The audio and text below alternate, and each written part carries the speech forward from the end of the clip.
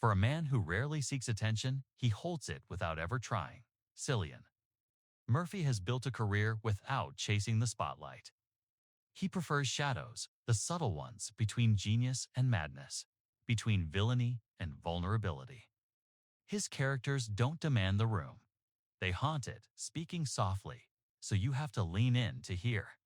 And yet, somehow, the internet has done what it always does, spilled fantasy into fandom, and turned whispers into wildfire. They've given him a wand, a robe, a nose that vanishes, and a name spoken only in fear. Because lately, the question's been everywhere. Will Cillian Murphy play Voldemort? Fans can't stop imagining it. Concept art of his steely face surrounded by fog. Fan casts that paint him as a darker, deeper version of the Dark Lord. Slightly more restrained, a bit more philosophical. Terrifying not just for what he does, but for how calmly he does it. The conversation exploded after fan theories began circling about a new take on the Harry Potter universe, not a flashy reboot, but a raw, nuanced character exploration of Tom Riddle's descent into darkness. And suddenly, people looked at Cillian Murphy and realized he already knows how to play a man crumbling under his own brilliance. He's made a career of it. That's when the speculations began. The trailers, the AI visuals, the trending hashtags, you couldn't scroll through fan accounts without seeing his piercing blue eyes photoshopped onto the shadowy outlines of the most feared wizard in all of fiction. But while fans were screaming, "Make this happen," Cillian was quiet, because someone finally asked him directly, and his answer.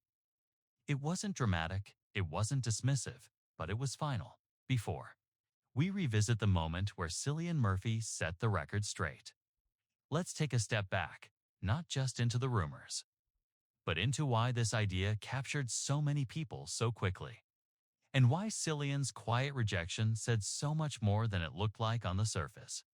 It starts, as always, with presence. Cillian Murphy doesn't need a wand to look dangerous. He doesn't need CGI. He doesn't even need to raise his voice. His power always is in restraint, in the slow boil, in the space between every line. When you think about Voldemort, the cultural one, not just the literary, you think of something theatrical. Ralph Fiennes, bald and hissing, robed and serpentine. You think shock, grand tragedy, operatic evil. But fans want something different now. They want roots. They want to see the but boy who loved magic more than people. The quiet orphan who turned his pain into power. Who locked love inside a box and traded it for control. And that, they argued, is where Cillian thrives. Because Voldemort wasn't born evil. He became it, slowly, afraid. Inch by inch. No actor today paints fear more delicately than Cillian Murphy. That's why the fan theory hit so hard. Because it wasn't just an actor fitting a costume. It was an actor born to feel the damage from the inside out, in every role he takes. Murphy plays the man who breaks himself quietly. The man who knows better, but does worse, and then wears that guilt for the rest of the story. Just look at Tommy Shelby in Peaky Blinders. Brilliant. Power-hungry, grieving, screaming inside a skull he can't escape. Or Robert Oppenheimer, a man who understood the deepest laws of the universe, but couldn't escape their consequences. Those aren't comic book villains. They're tragic ones. And that's exactly what Voldemort truly is beneath the surface. So yes, the fan dream made sense. But what did Cillian think? When he was asked the question, finally, in an interview promoting his latest project, the mood changed. The room, the expression, the tension behind his calm.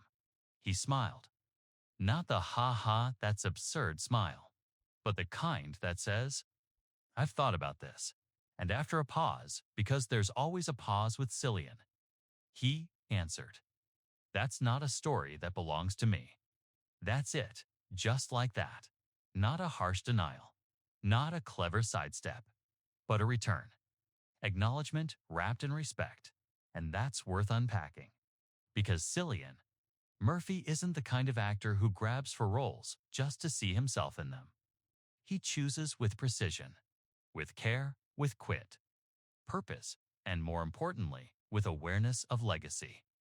When he said the Voldemort role doesn't belong to him, he wasn't being polite. He was being honest.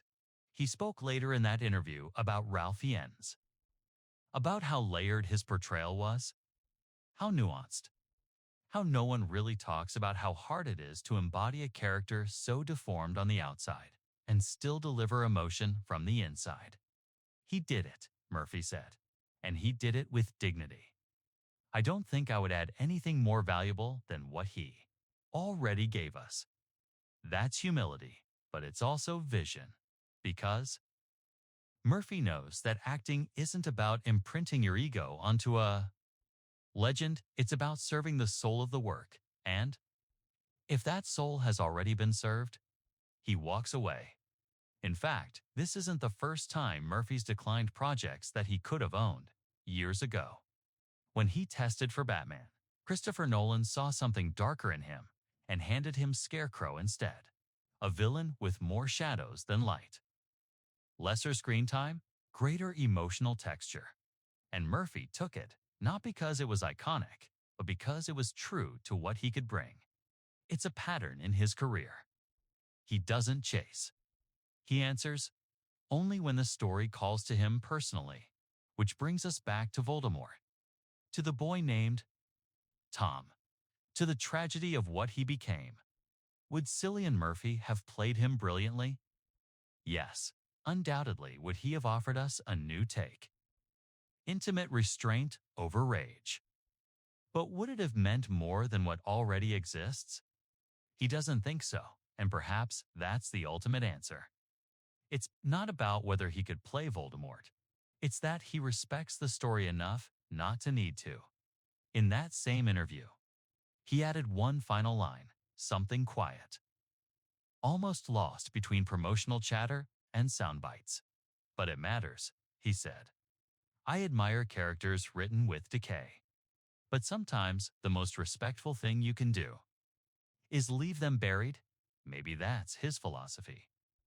Not just for Voldemort, but for legacy itself. He sees performance not as possession, but as inheritance. You either honor the story that came before, you don't touch it at all, and that's why fans still dream about him in roles left unwritten, because they don't see him as someone who takes.